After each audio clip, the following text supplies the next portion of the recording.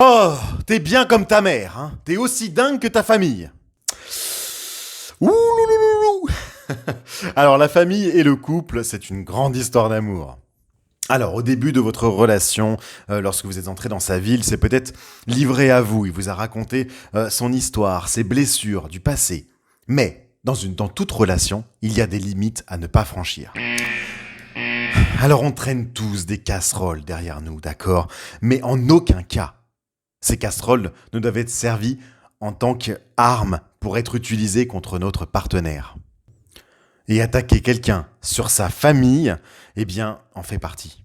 Inutile de vous dire que c'est un sujet extrêmement sensible puisqu'on s'attaque directement à la famille de votre partenaire.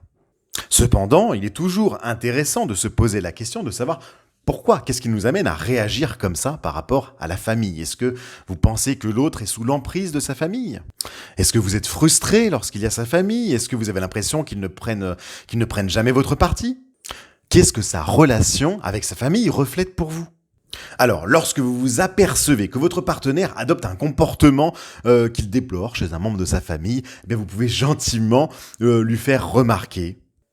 La dernière fois que ton père a critiqué ce que tu faisais, cela t'a fait beaucoup de peine et tu m'as confié que tu ne supportais pas quand il faisait ça. Ça fait 1 heure que tu critiques ma façon de faire, la cuisine, etc. et ça me blesse de la même façon. Alors, faut bien comprendre une chose, c'est que la famille, on a tendance à reproduire les comportements parentaux, et c'est normal puisqu'on a été éduqué, on a été élevé dans ce schéma-là. Donc, parfois, votre partenaire n'en a pas conscience. Il n'a pas conscience de son comportement ou de ses actes avec la famille. Donc, cela, finalement, est une fausse, comment dire, c'est une fausse rancœur. Parce que vous aussi, vous souffrez sûrement des mêmes schémas parentaux.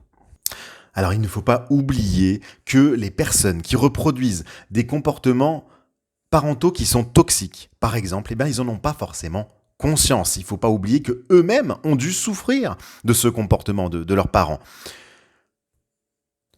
Ou pire, ils vont s'en dédouaner en disant que finalement, voilà, ils ont été éduqués comme ça, ils ont été élevés comme ça, et donc ils se dédouanent de cette façon en sous-entendant que finalement ils ne peuvent rien y faire.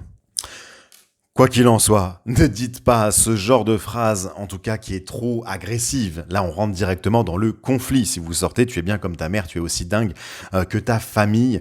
Ce n'est pas une façon, en tout cas, convenable d'aborder le sujet, à moins de vouloir absolument rentrer en conflit avec la personne. Or, si vous voulez régler le problème, je vous invite plutôt à faire différemment et à vous poser les bonnes questions. N'oubliez pas, la communication est un des piliers majeurs du couple et de la relation. Et si vous avez des questions, bien sûr, n'hésitez pas à me laisser un max de commentaires sous cette vidéo, mais également de petits pouces bleus, ça me ferait plaisir. Et surtout, abonnez-vous à cette chaîne, je fais une vidéo conseil par jour. Voilà les amis, je vous dis à très vite, ciao bye.